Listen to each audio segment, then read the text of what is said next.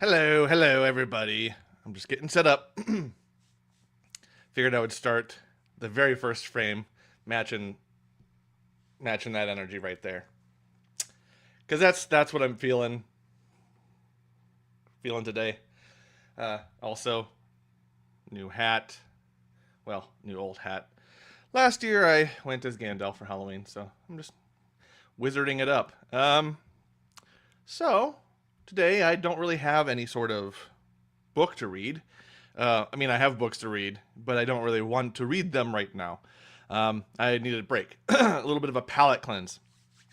So I'm going to work on my campaign, my West Marches, and start doing that thing. Um, really, it's just prepping for Saturday. A little bit of a heads up, or a little bit of a context.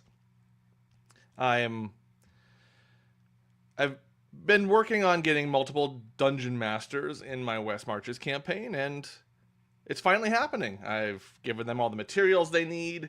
It's all good, and we are actually running a mega session on Saturday. And this mega session is going to be 3 different sessions run by each of us DMs.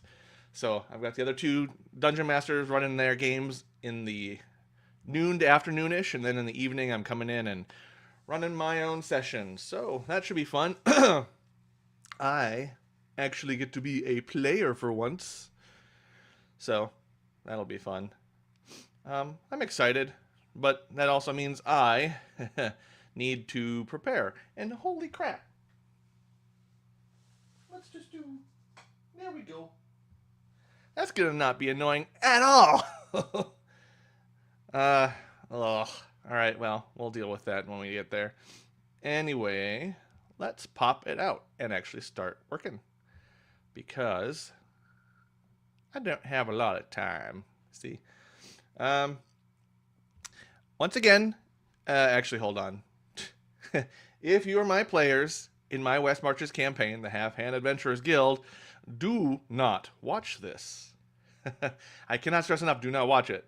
There will be spoilers for upcoming things. I guess you can watch it after we play.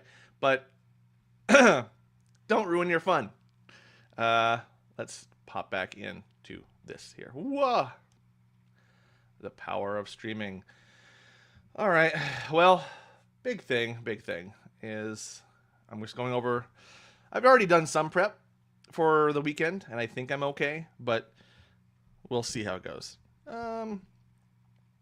Now, the players, some of the characters have found themselves deep within an area being overtaken by the Feywild. And that is not necessarily a good thing, but that's not necessarily the scope of this. Uh, let's see here. I made some random encounters. I just need to check to make sure these are okay.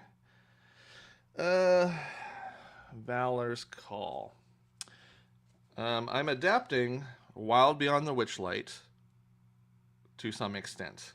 And by adapting, I just mean I'm bringing it in. I'm not exactly doing the story from the book just yet. Or rather, I don't want to get to that point just yet. So what I'm doing right now is I'm checking out some software that I'm using, which I hope to make another stream for in the near future when I can get multiple input videos selected. We're dealing with campaign. I'm in my campaign encounters. The session loadout. All right, so for that first encounter, if the players run into it, we've got another NPC adventuring party taking on a Baylor. And do I have everyone in my encounter app? Strong Heart, 1, 2, 3, 4, 5. Okay. Nice. I think I can do that. That looks good. Hobgoblin Warlord. Do I have... Let's see. Hobgoblin Warlord, Hobgoblin Captain, and then a Warrior, a Warg, 3 of them, and then Dire Warg. Okay. So if I do that scouting party again, that'll be about 900. Okay. You'll also see here, too, that I've got things set, kind of organized very briefly by experience in terms of difficulty.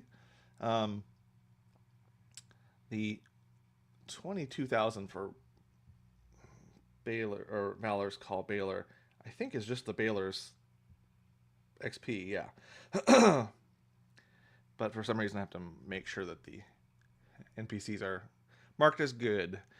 The rest all seem pretty alright. So I think I can get by with that. That is good. Good. Let's see, do I have enough of the info dump? I don't know when I want to give this, actually. So, one issue is sometimes I have a lot information I want to give to the players, or at least I'm hoping the players will trigger at some point, but they don't really... enough NPCs could give that information that I'm just kind of leaving it to the actual session itself to figure out when I want to do that. All right, so start introducing Prismere, and then the Summer Court and Glowing Court. Let's format that so I can see it better. Those are the important things. Now, I'm adapting Wild Beyond the Witchlight a little bit into this, and while I'm bringing a lot of things over from the module into this, I'm also changing some of the characters and names, like the names have been changed to protect the innocent, or what have you. All right, Queen's Approach, they've been there. Valor's Call, the Witchlight is rumored to arrive soon. It will have arrived, so we gotta knock that out. What can I put in there? What can I put in there instead? The Druids of the Forest that resent it will influence on the land and fight her forces every turn. Path to Engar, keep them enclosed. Not sure why. What else can I put in there?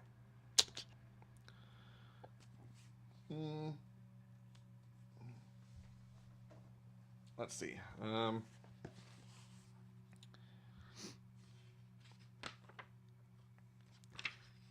I don't know.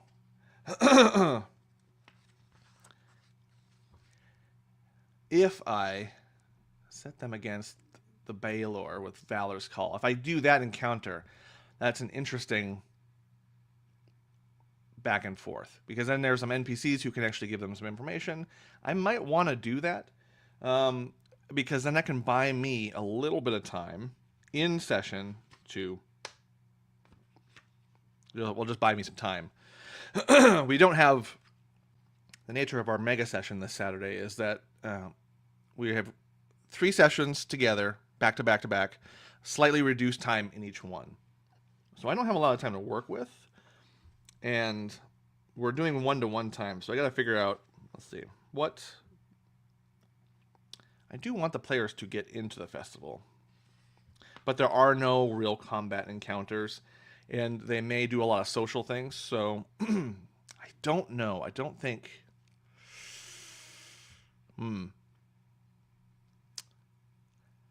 I might give... I don't know.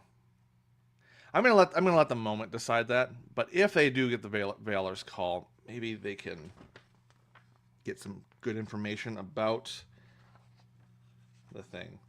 All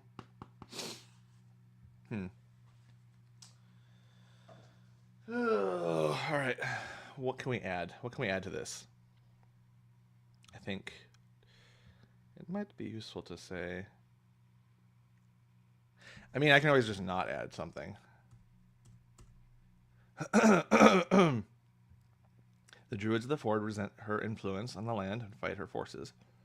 The path to Engar Keep has been closed. Igwilf doesn't appear to be seeing anyone. I'm not sure why. I've been waiting a while. That seems to be everyone's thing at the Queen's Approach. Witchlight Carnival. Okay, so then the meat of this is I gotta just start finding things. One pain in the butt with adapting a WotC module is that you actually have to do work at it. You have to make your own notes in any module from WotC if you want to separate the data from the prose. I've actually been watching a lot of Chubby Funster and his dungeon dissections, if you will. And that's been very interesting, but also has been pointing out a lot of issues that I have with adapting WotC stuff in general, which is that the important stuff, the facts, ma'am, are scattered throughout and hard to find. So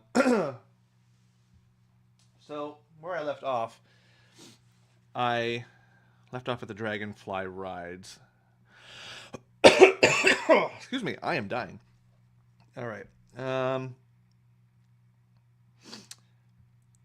Okay. One ticket punch. All right. So some of these things have costs. One ticket punch, and some do not. But you have to look into the text to see where. Not exactly the best. And also here is a point where if you are a player in my game, I must tell you to step away, watch something else, watch a different YouTube video, gain a new hobby, spend your life in a different way today if you're one of my players, because this is a spoiler. I'm planning on, for one of my players who has had kind of this mysterious backstory. He somehow lost his memory, claimed to be royalty. Like, he's this younger kid who just doesn't have a really good, firm grasp on his backstory. Not the player, the character.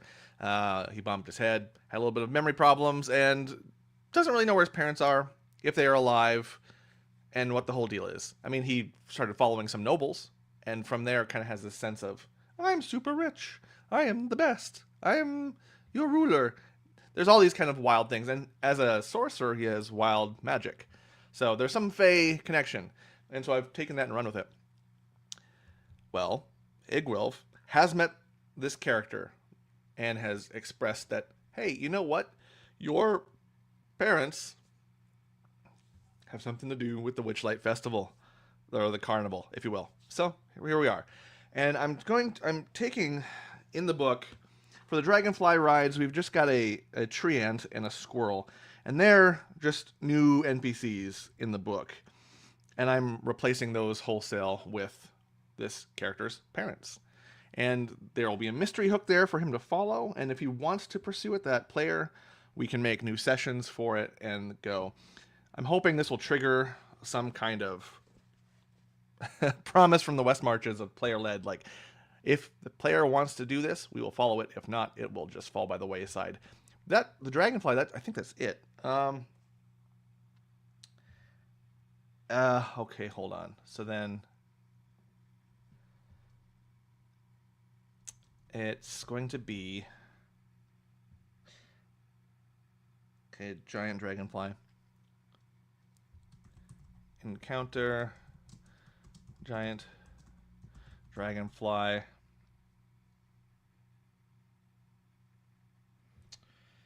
There are 8 of them. Times 8. 1 per player. And this will be, let's make it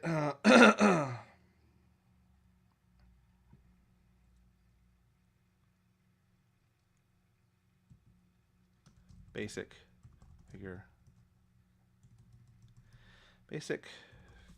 figure 8 around carnival.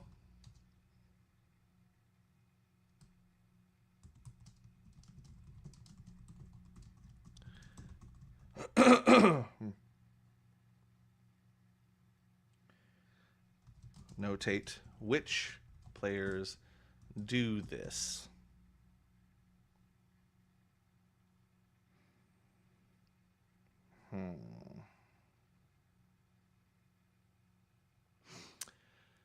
So I can have them do an encounter here, a brief little thing, which, could be fun. Let's put it in here. Excuse me. We've got Dragonfly takes off with dwarf NPC. And let's see. What is the... A character can calm the startled mount and guide it back to a lily pad with a success. I can't talk. A successful DC 14 animal handling. Ah, yes. Okay, so there's a mood system in this that I'm going to hint at.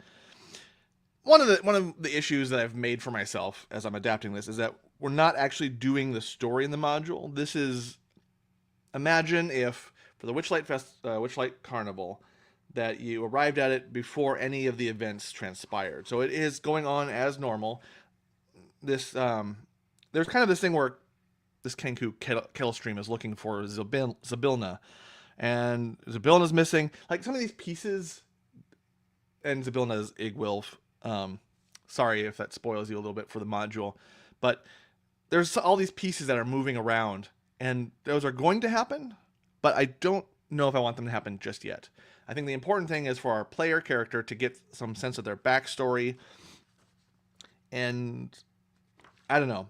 I like adapting things, but I don't like to be in a rush to do this. I don't like to just go off and start doing it. We're kind of doing that with Rime of the Frost Maiden elsewhere. I want to take time.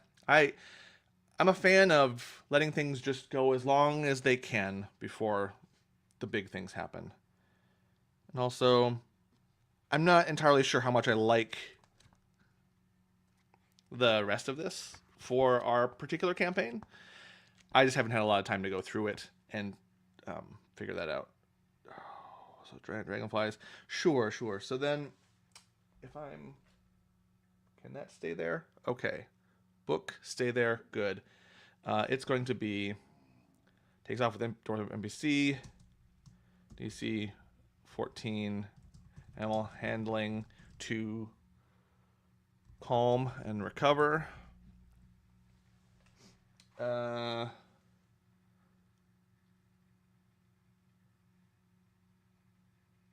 Okay. There we go. I guess I'll keep this in my lap. So calm and recover. Success increases mood +1. All right, cool. That kind of gives me everything I need to know, so I don't actually need to use the book for that. If they talk to Northwind, yes, who I've changed to Et.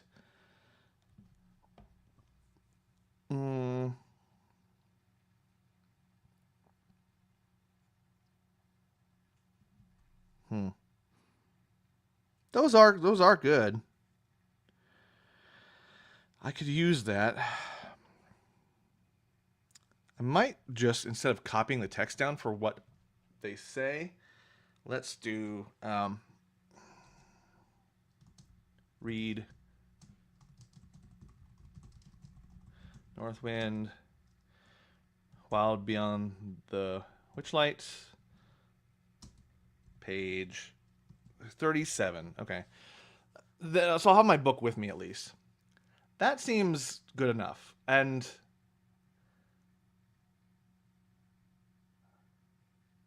it's kind of a just the facts for that one. That's cool. Let's move over to the other one that I want to do. There's a lot of these that are just very random. Like, some of these places just have little encounters that are more social. There's a lot of social encounters in here, and that's fine. But it can get a little too roleplay heavy if you're not careful, and I don't exactly want to do that. So let's do the snail racing. I think the players will really like that. I'm banking on it, but if they don't, I can pivot like any good DM must. Snail racing. So So I did this once before and tried to homebrew it because I thought I knew a little bit better than the writers. And I tried to make it more than it was, and it ended up kind of falling a bit flat.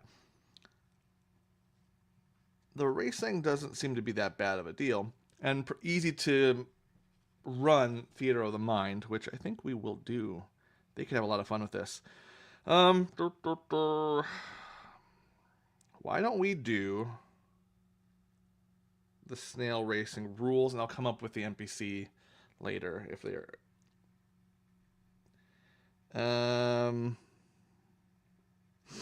Okay. You know, I could use the book for the snail racing section, I think. So then what is the most important thing that I would need to reference for this? Probably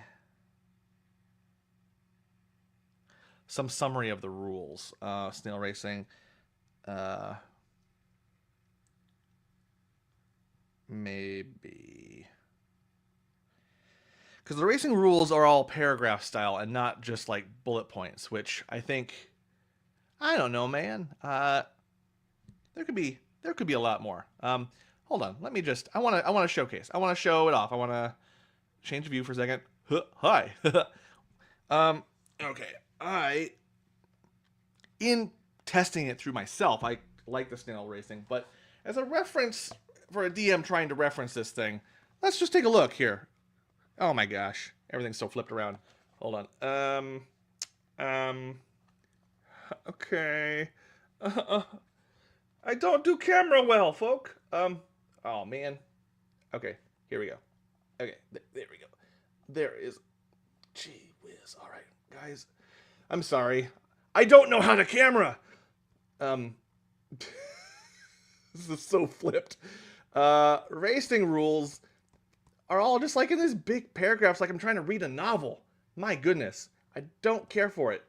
It's useful. I should clarify.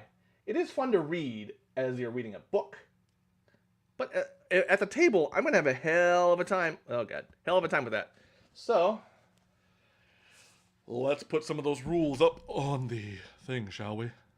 There we go. Okay. All right. So, back to the other view. Now I can go back to my thing. Snail racing. Okay. The race is divided into 6-second rounds. I don't need to know that. Everything is 6-second rounds in D&D. Once the race begins, the snails move along the track at a remarkable speed, each one covering 80 feet. Okay.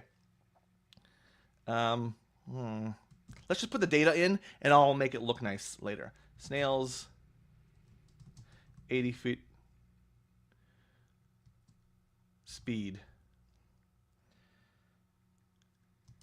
Default. Got it. Snails, 80 feet. Okay, ta-da. Without riders, they're all an even match. Okay, jockey tries to improve speed. Or increase. Tries to add speed. There we go. That'll work. By patting its shell or speaking words of encouragement to it. Initiative rolls are unnecessary. That's great. That's great. Once per round. Each jockey can make it. There we go. DC 12 animal handling. And then that will be extra no, plus 10 fit per round, and then plus 20 fit per round only if check succeeds by 5 or more. Minus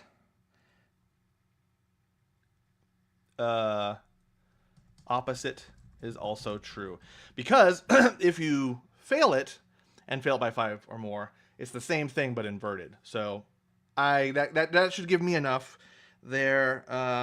Race ends when one or more snails reach 480 feet.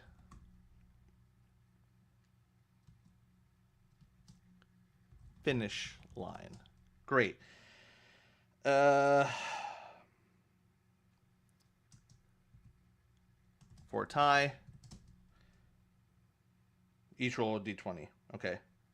D20 roll highest winner.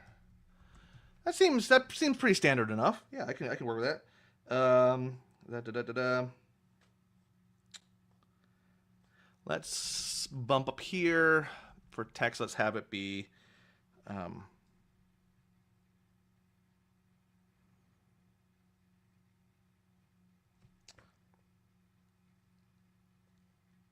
Pixies are okay. Pixies. Oh, Pixies are the pit crew. That's kind of funny. Yeah, okay, whiteboard, notepad. I can use. All right. Use tables and surprise roll tables on Wild Beyond the Witchlight page 46 through 47. I can use tables well enough. That seems to be fine. Let's take a look. Let's go a little further in this. I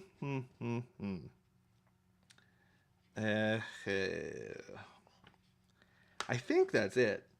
No, prize. I need to write down the prize because I'm not going to be able to see it in the paragraph thing. All right. Nope. Book back on lap. Let's go down here. The jockey receives prize equals potion of advantage.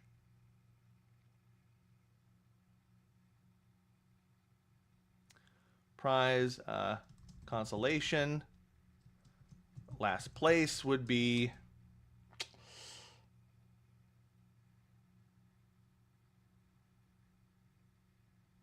The consolation prize is a magic wand that allows the holder to cast dancing light cantrips once. Once used to cast a spell, the wand turns to a tulip. Can I make this weirder?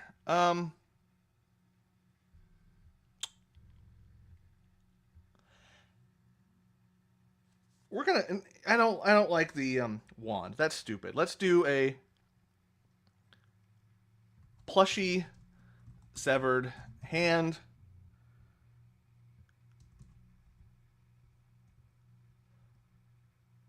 No, actually. Stone hand holding a wand. One cast of dancing lights. On use, hand depetrifies and wand crumbles to dust. So I'm going to give my players a severed hand. That's great. Depetrifies and the wand. Come on, I don't want to put the in there. Grammar. These are notes, not grammars. All right. Okay, that's better. We'll stick with that for now. Let's put this back here. All right, let's make it look nice. Snail racing. We're going to let's bring that up here. For my references, I need that page number in the moment. God, this is gonna suck if I forget to bring the book. Am I gonna have the snail races are in? They didn't really actually have NPCs. But the players are going to come up with something with the Pixie Pit crew, huh?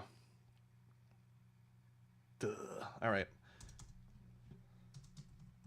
Pixie 1.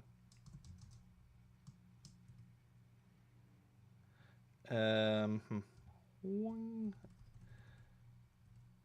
No, you know what? I'm not going to name them. The players can just deal. Because they're not that important for this. We got snails, 80 feet by default. Jockey, Um, you know, hold on. Whoops. Keyboard's being a big butt. There we go. Consolation, last place. I mean, I can still read this. One of the things for myself is I need to be able to just look at it and be very clear at what I'm reading. That's kind of the important thing. So, yeah, it's clean. I don't really need to do any sort of description. That's 11 size font. 10. Uh-oh. No. We got to be consistent here. Font size matters. Consistency matters in the notes. Okay. Well, the snail thing, that's actually pretty good. And I can do theater of the mind with it. Here's the basics. I don't actually have to have the book open, but I will for those tables, which those are some nice tables. I do love me a good set of tables.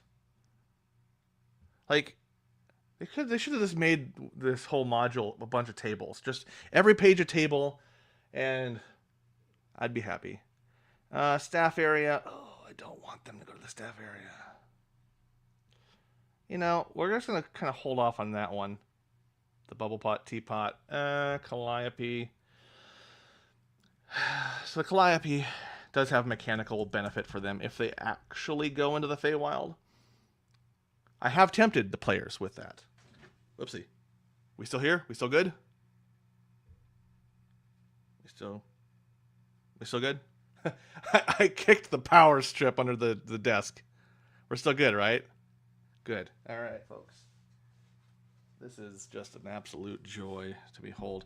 The Calliope. So mechanically, if the players find themselves stuck in the Feywild, I guess I could throw them a bone. Because the Calliope itself, if they give them a button, just as if they give the Music Man of the Calliope a button, then in the Feywild, if they hear this music, it can guide them to where they need to go safely and without any obstacles or barriers. That is a nice gimme. And I don't have to really call attention to it. But if the players are altruistic, we can work with it. So let's see. There's not a lot of mechanics to it. And does it change the... Oh, one thing I forgot to look for the tickets for... Does the snail ride cost a ticket? I'm going to forget that, aren't I?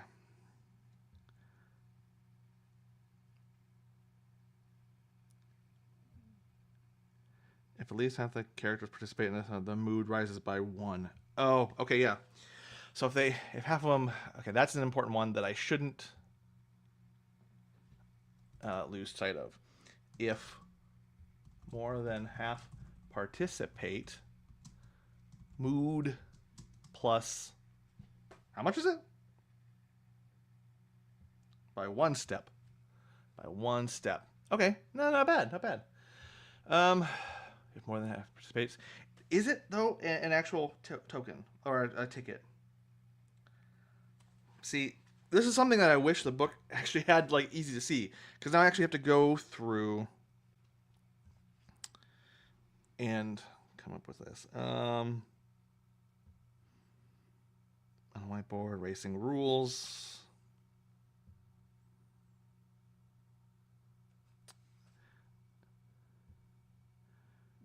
The grandstands next to the race course are filled with cheering fairgoers, ringing bells, and the starting line 8 giant snails are having their shells scrubbed by pixies.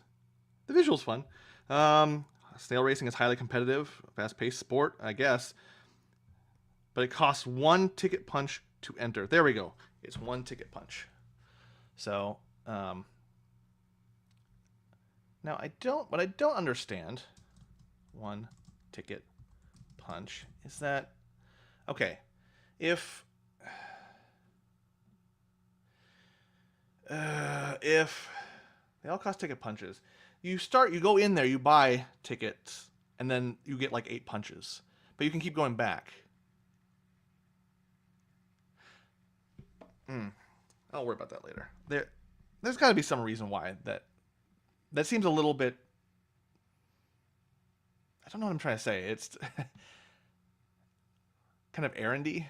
If like, oh, if they want to do all the things, they're gonna blow through their 8 tickets and then have to go back and get more, and that just seems like extra steps.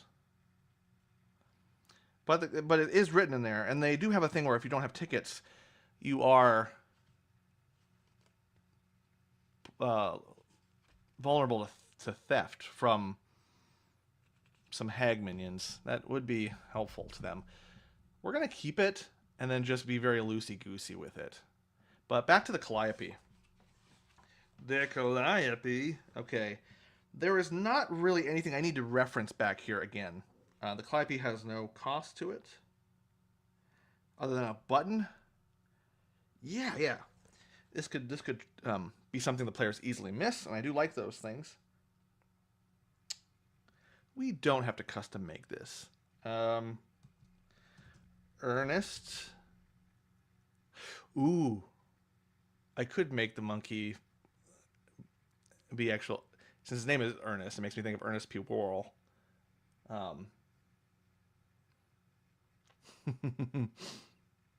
Hey, Vern. Okay, I totally gotta do that now. So Ernest.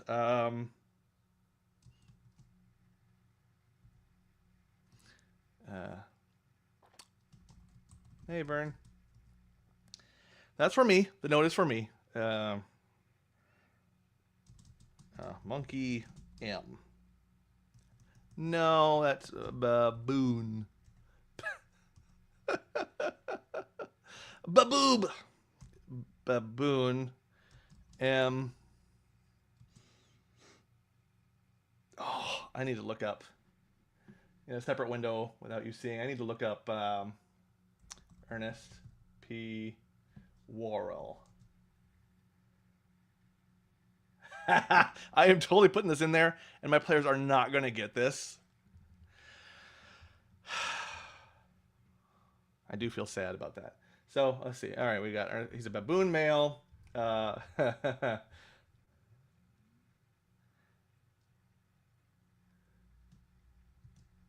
gangly thing, wearing gray cap and gray shirt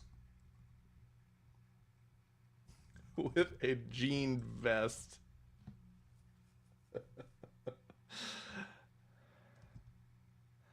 And a jean-like, because jeans don't actually exist. A jean-like vest and pant.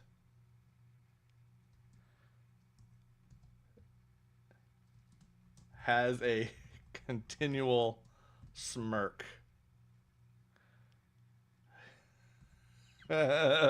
Sorry, this is so amusing for me. I love it a little too much. Just what I be. Okay. Calliope, magic link to the carnival. What is a instrument in the back of a brightly painted wagon? How does that visualize? I actually don't know. I feel a little bit ignorant here. Images. Oh, caps. Images. Calliope. I don't know what I expected. Oh, hold on. Or is it Calliope? Calliope? I think it's a Calliope. Let's check Wikipedia. See below for... The pronunciation of the word has long been disputed, and often it is pronounced differently inside and outside the groups that use it. The Greek muse by the same name is pronounced Calliope, but the instrument was usually pronounced Calliope.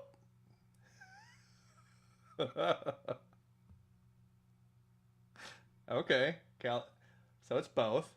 Sure. I can work with that. Calliope. Hey, Vern, I'm playing the Calliope here.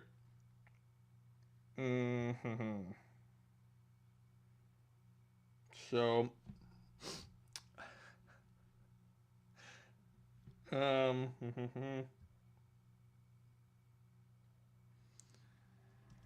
accidentally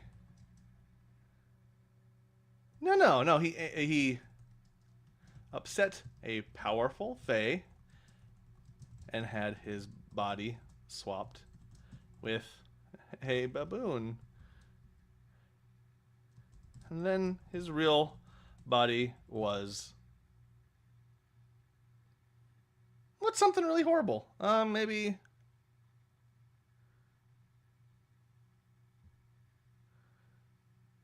was dissolved in a giant cauldron. Oh, that's awful. I love it. Let's move on. And there's the poem he does. Spare a button, if you please. Also, no. I can't do a bullet point for this. It's a poem. It's got to have the look. So, spare a button, if you please. I'll sew it next to all of these. I offer nothing in its place besides a smile upon my face. Ah! I thought I had tabbed. Okay, so that works. It's a waste of space, but I will gladly waste some space for a spot of poetry. The structure, you have to maintain structure of poetry. That is just the rule. So 11 Calliope. Okay, so that's good. If they give the button, if they give a button,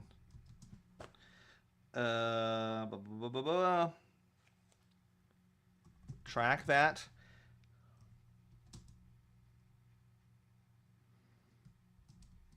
If players trapped in Feywild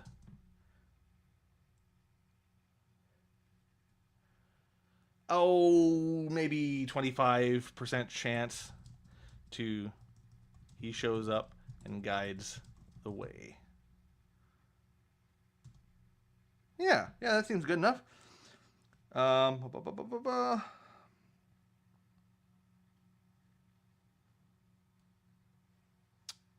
And maybe if they get lost and he's the one who gets them to safety because they gave him a button and they were nice to him, maybe the effects of the time warp don't happen.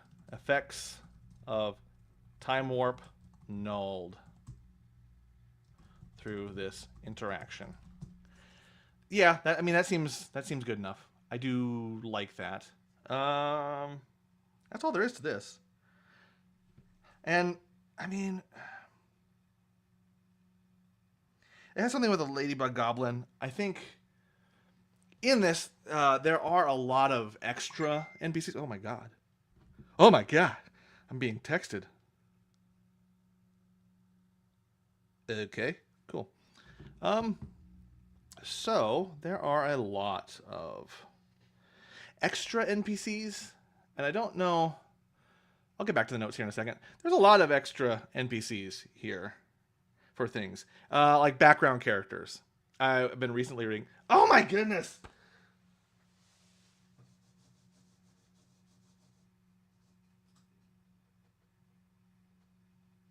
Come on, there we go. That's important, guys. Scenery. Oh my god, folks, my set work is not exceptional. Okay, so there are a lot of background characters in this, extra NPCs and stuff, and I don't want to add them in some cases. There are more goblins in here, which I should have for my goblin player, but at the very least, I can trim where I must, because trimming in any sort of WotC module, trimming is an absolute necessity. It just really is. You can trim, you can give multiple characters one thing, or multiple, strike that. You can give one character multiple things, one NPC multiple things. This riddle is interesting. in the carousel. Do I do that one next? That seems like a lot of work. Maybe I'll do an easy one. We are getting up in time here to about the 45-minute mark, which for me is plenty sufficient, but you know, I still got some time. Elliewick. Elliewick, huh? The Feasting Orchard.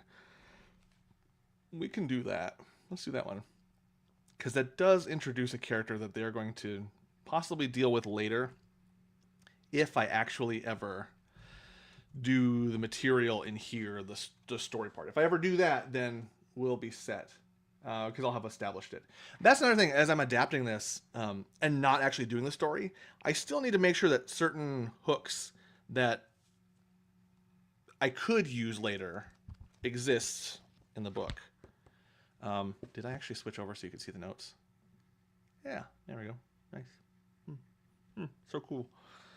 Feasting Orchard. This is one of those ones I feel like I remember there being some discourse on this because it was kind of groan inducing. This is the cupcake eating contest with custard damage, which, look, it is a little silly, but I mean, I don't know. I do appreciate some of the frivolity of Feywild stuff and stuff from this book, and everything for the characters and the players so far for these past few weeks has been really serious. In the north, in our legally distinct Icewind Dale, Rhymefall Vale, that's pretty serious stuff.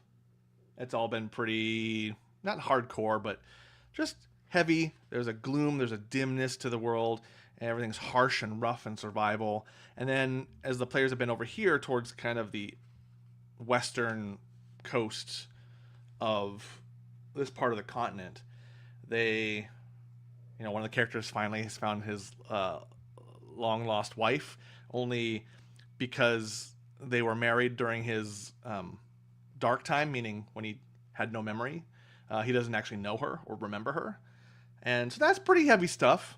So this is, I'm willing to throw in something silly like custard damage.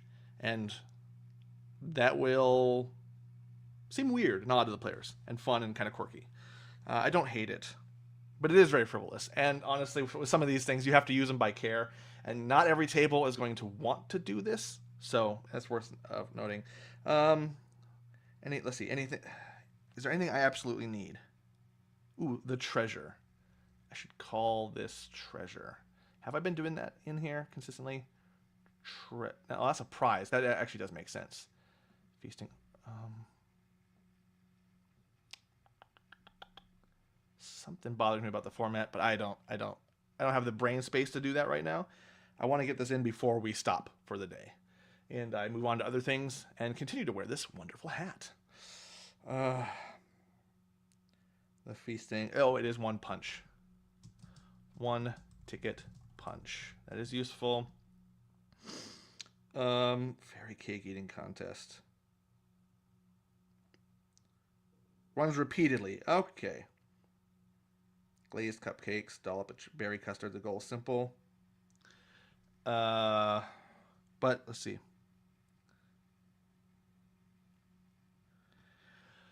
All right.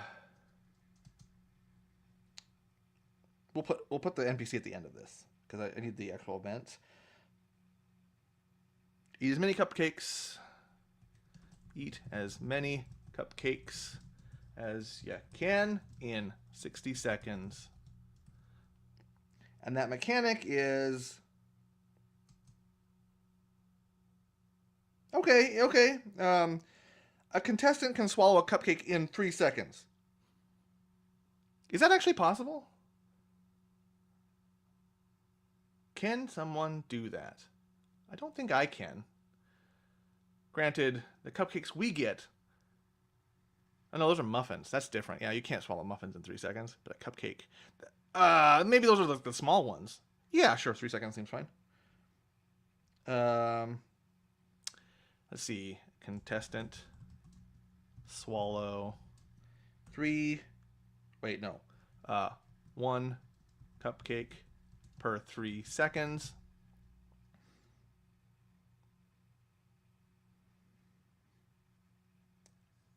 One cupcake, 3 seconds. And then eat as. Wait, hold on. So eat as many as 3 plus con mod. This text is real dang small. I'm gonna have to go through and 11. There we go. Eat as many cupcakes as you can in 60 seconds. Contestant swallow 1 cupcake for every 3 seconds. Eat as many as 3 plus con mod.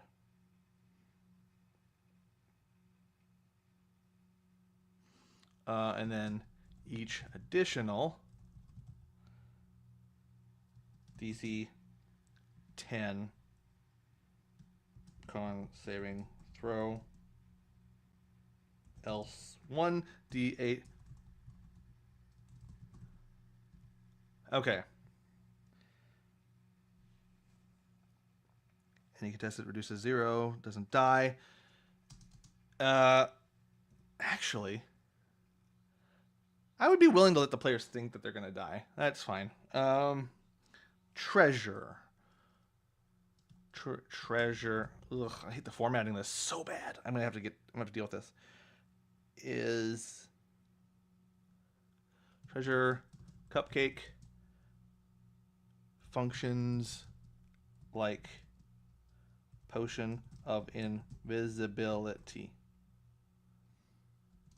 Whole cupcake must be consumed. Okay. That's fine. The formatting sucks really bad, but that's on me. Eliwick Tumblestrum.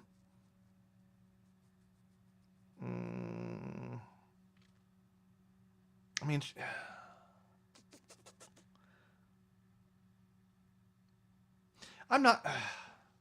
I'm torn because this character's already established in the book. This Eliwick Tumblestrum as kind of like this powerful character, this Sherpa type, who's going to help the players and kind of guide them through Witchlight. However, I've been using a lot from the books exactly, and I think I need to think through Eliwick and possibly replace her with a different NPC, one that's custom made to maintain the balance. And by balance, all I just mean is that I try not to wholesale take too much from any given resource. I like my idea for these things, especially for 5e, and 5e does this, is people do this already, but I like a little bit of this, a little bit of that. Column A, column B. I like using some of the stuff already established where it makes sense. So in our game, I have Igwilf, Tasha, all that. But because she's so powerful and she's among those powerful NPCs that can kind of move about in different narratives and realms and multiversal things. It's just like, we can brush it aside. She has knowledge of literature and media, and she has a lot of things, so that makes sense. But Eliwick is something I can actually create. I think my own thing. But I'm out of time. I'm kind of done prepping. Well, I'm not done prepping. I mean, we have till Saturday. But I don't need to prep nearly as much as we think I need, or as you might think. I am a fan of low prep, not no prep necessarily. And that's just because in 5e, that seems to be the thing. The thing that you do need some prep because, 5e doesn't do tables as well as they should. Yeah, I'll keep working on that later. This has been fun, been a bit educational. And I hope, if you're watching, there's a little number of viewers, and I think it looks like on X I've got a few people watching. And, I didn't see this. I can actually see who's watching on what. So X has the viewership and YouTube does not. Nice. Gotta keep that in mind. If you like this and enjoy this peek at dungeon mastering and prepping for sessions, if that's helpful in any way of me just kind of blah on screen, let me know. I don't mind showing off my work, and it's fine. Like, this is a method for me that works because I've worked into it. These notes get all messy until the very end, till the last day, when I here, let's see, where's the GD button here? Yeah, these notes, see, like these notes, it is what it is. It's a process that works for me, and I try to make it easy to read. If you're a new BDM and you're looking at this, looking for some kind of advice, is you don't need as much prose, like I've said before. I have like this Witchlight Carnival, I did make a little paragraph here because the players have actually never been here. So I did want to set it up, and I did not like the blurb in the book itself, so I made my own notes for myself. Your notes as a DM are for you. They're for you as a DM. They're for you to see, to read, to get, to proceed in the session and manage it and referee it well. And anything that you can do to help yourself with that is very useful to my book, to me, to my mind, however you say it. Just as to go back to here, I, as a video editor, I have a lot of things that I need to be able to give myself trails, like paths to things, routes to things, paths, dates, trackables. So for me, I'm always tracking every date, every session number. And so 67, 68, 69. Why did I do that? Oh, right, because I was going to.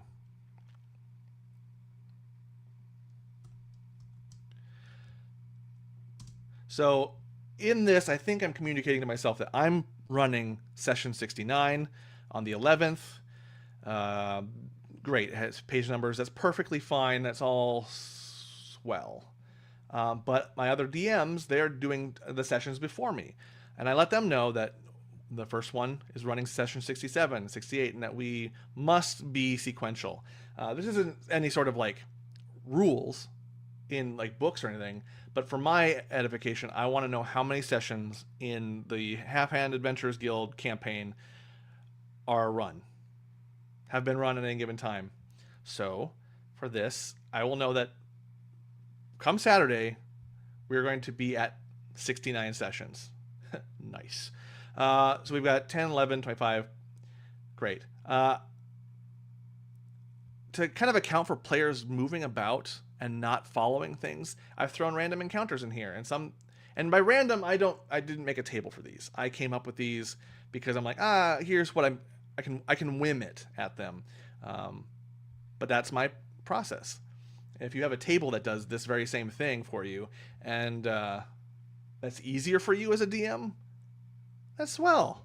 That's great. Good for you. I love it. But this formatting, all this stuff is very specific for my eyes and how I read things and how I scan things. I like the bullet point structure, which is just essentially regular tabbed and tabbed. The bullet points help sometimes. Sometimes I don't use them. Like, I don't really use them haven't used them here. I might go back and see if that looks nice on the day of if I'm bored. But, it's fine as is. And, yeah. I hope it helps. I hope it's interesting.